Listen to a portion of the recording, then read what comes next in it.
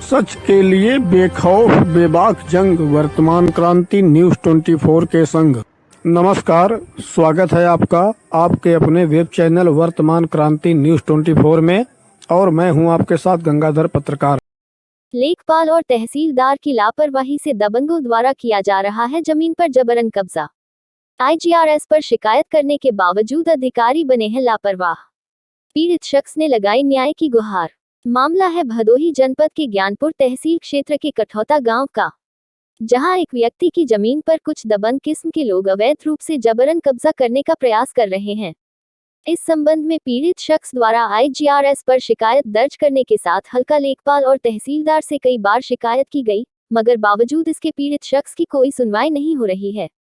जमीन पर जबरन कब्जा करने वाले दबंग व्यक्तियों में एक पूर्व प्रधान तथा एक निषाद पार्टी का नेता बताया जा रहा है।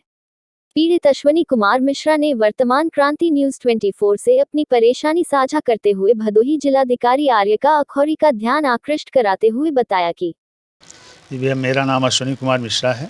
कहाँ के रहने वाले हैं? जी, मैं मूल निवासी तो कठौता का हूँ। अच्छा, मामला क्या है आपका? मामला सर मेरा एक ज़मीन की पैमाइश का है, जो कि बिरासपुर उपरवार मौजा में स्थित है, और वह ज़मीन मेरी माता जी के नाम पे है। मैंने उस ज़मीन की पैमाइश के लिए धारा 24 के अंतर्गत उप जिलाधिकारी महोदय ज्ञानपुर के यहाँ से दिनांक 14/8/2019 को एक आदेश पारित करवाया था। वह आदेश होने के बाद अभी तक मेरी ज़मीन की पैमाइश नहीं हो सकी है। मैंने इसकी शिकायत लगातार तहसीलदार से और तहसील प्रशासन से करता रहा, लेकिन आज तक मेरी उसकी कोई सुनवाई नहीं हो पाई है। आपके नाम से ज़मीन है? नहीं जी, मेरी माता जी के नाम से है।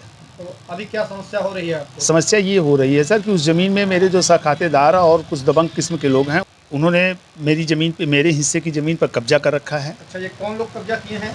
एक तो उसी गांव के बिरासपुर के ही पूर्व प्रधान रहे हैं कृष्ण कुमार तिवारी जी, और दूसरे हैं रमाकांत तिवारी, जिनके पिताजी एडवोकेट थे उदय शंकर तिवारी जी। वो बैंक मित्र भी हैं और निषाद पार्टी के नेता भी हैं, राजनीति भी करते हैं। अब इन लोगों के दबाव में आकर के राजस्व निरीक्षक और हल्का लेखपाल मेरी ज़मीन की पैमाइश नहीं कर रहे हैं, या उसमें क्या बात है, कुछ समझ में नहीं आ रहा है। भैया, मैं बहुत परेशान हूँ। इसकी शिकायत आपने कहाँ कहाँ की है? मैंने इसकी शिकायत लगातार मैं तहसीलदार साहब से मिल करके करता रहा, और तहसीलदार मुझे केवल एक आश्वासन देते रहे कि चलिए ठीक है, अगले महीने आपका हो जाएगा, अगले महीने हो जाएगा। मैंने इसकी शिकायत आईजीआरएस में भी की है। आईजीआरएस पर शिकायत करने के बाद उन्होंने 20/7/2020 को मेरी एक शिकायत का जवाब दिया आईजीआरएस के कि क्रम में आने के बाद आपकी पैमाइश की प्रक्रिया को पूर्ण कर दी जाएगी।